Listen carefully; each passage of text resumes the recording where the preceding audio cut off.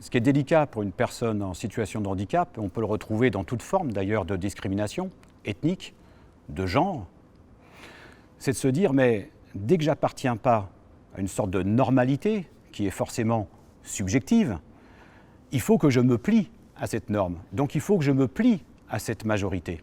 Et donc là, on rentre dans 3 cas de figure. Premier cas de figure, est-ce que j'ose revendiquer ma différence pour faire avancer justement la société? Donc je me rends visible et je revendique mon handicap.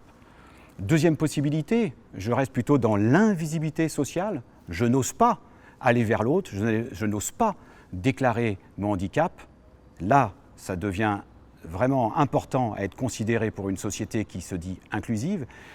Connaître la personne, aller vers elle, c'est le premier pas pour vivre l'expérience de la reconnaissance.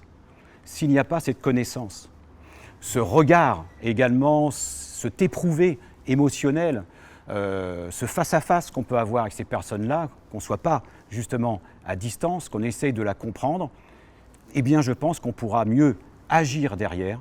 Et ça, je pense que c'est vraiment une importance fondamentale dans le cadre d'une société que l'on appelle inclusive. Tout ça, c'est culturel. Ça vient aussi de la manière dont la société voit l'handicap. En France, et ce n'est pas le seul pays, on voit encore la personne en situation de handicap comme une personne diminuée qu'il faut aider.